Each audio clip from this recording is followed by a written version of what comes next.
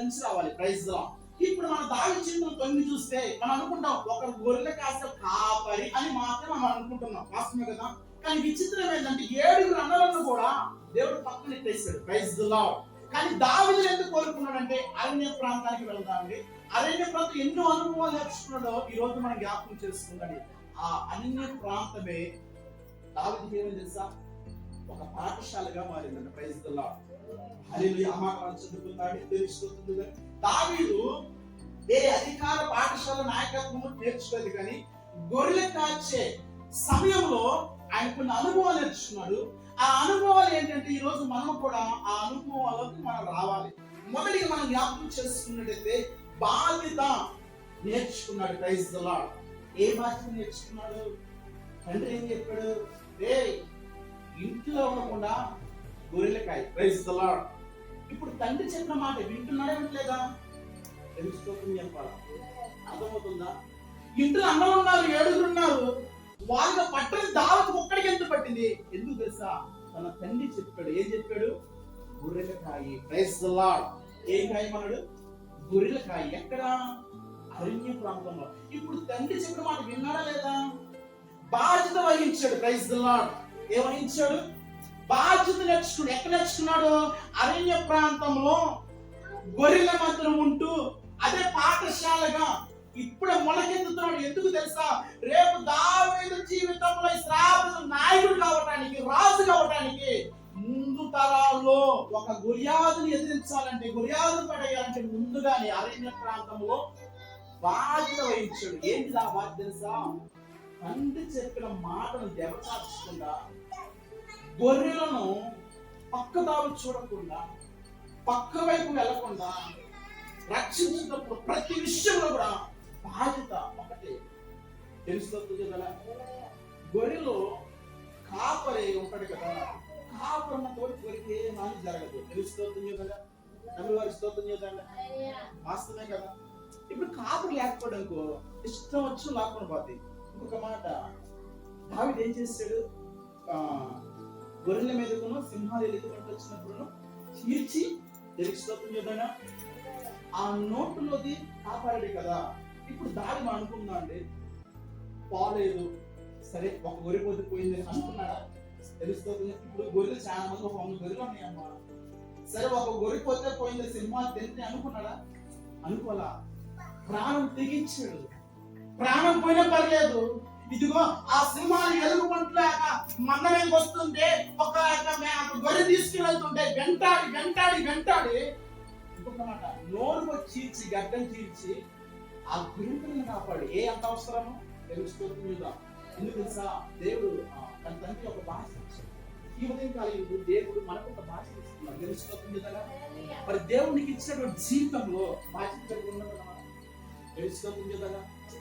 అరణ్య ప్రాంతంలో పాఠశాలగా గొర్రెలుగా మార్చుకొని బాధ్యత వహించాడు.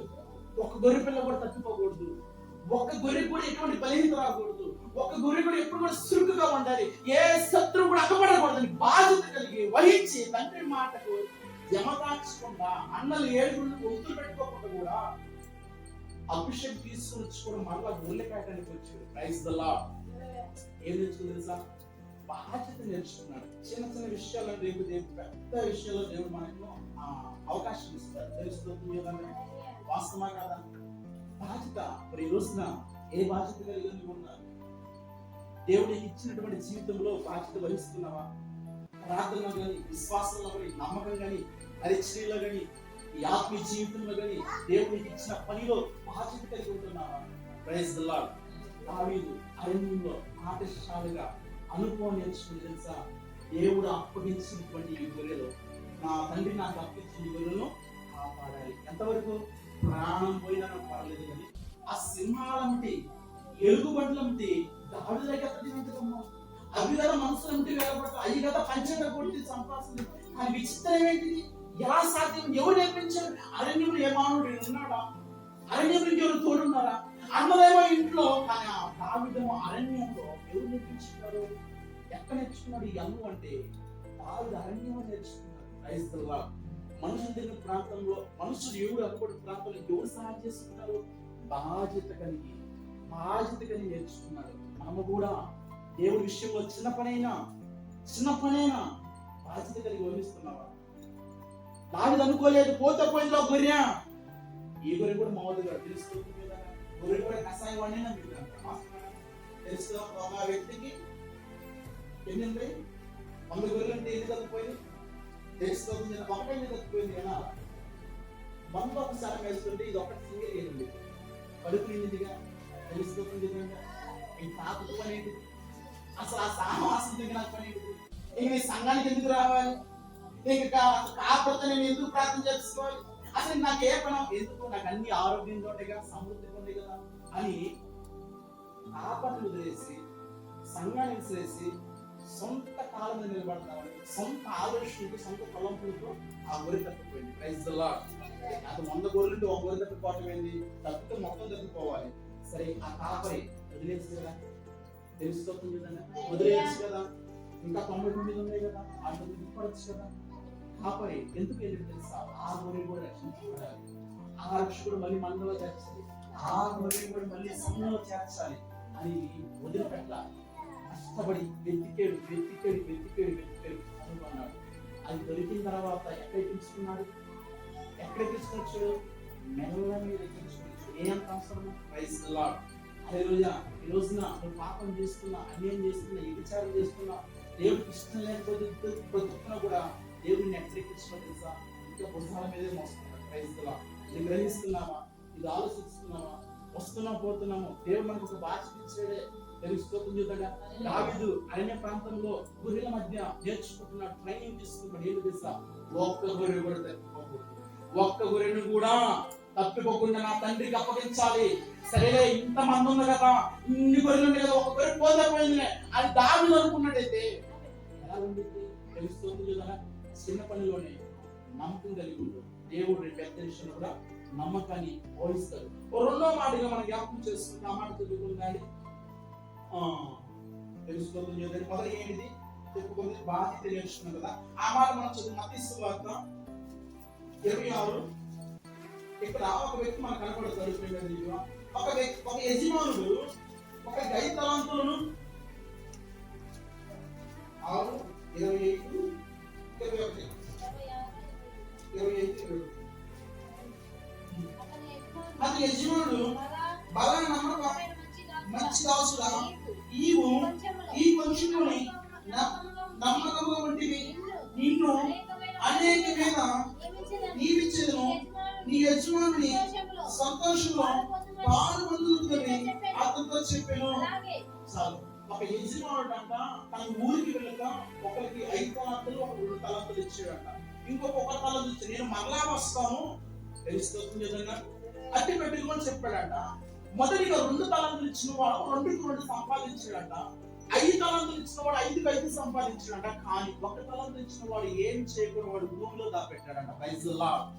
ఆ సమయం వచ్చిందంట. ఆ యజమాని వచ్చాడే, నేను 5 తలాంతులు ఇచ్చా కదా, ఏం చేసావు అంటే, అయ్యా నువ్వు చెప్పినట్టే 5కి 5 సంపాదించాను. Praise the lord.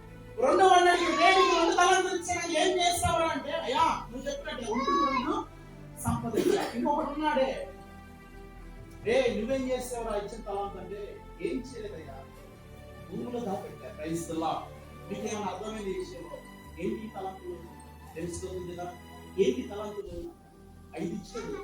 ఆ 5 తలాంతులు తెలుసా?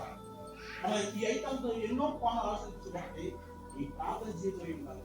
ఇది ఒక తలాంతు. 2 నీ భక్తి, 3 నీ పరిశుద్ధత, నీ దేవత, నీ నమ్మకం, ఇవన్నీ కూడా తలాంతులు. Praise the lord.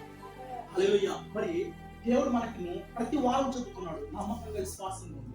ఇప్పుడు ఒక వ్యక్తి 5 తలాంతులు ఇచ్చిపోయాడు. ఈ రోజు మనకు కూడా 5 తలాంతులు ఇస్తున్నాడు. ఒకటి ప్రార్థన, ఒకటి భక్తి, ఒకటి విధేయత, ఒకటి నమ్మకం, ఒక పరిశుద్ధత. ఇది తలాంతులు అనుకున్నాడు. మరలా దేవుడు వస్తాడు, రేపు నేను వచ్చినా అడిగాను వీటిని మీరు అట్లో అభివృద్ధి పొందాలి. తెలుసుకోవచ్చు కదా.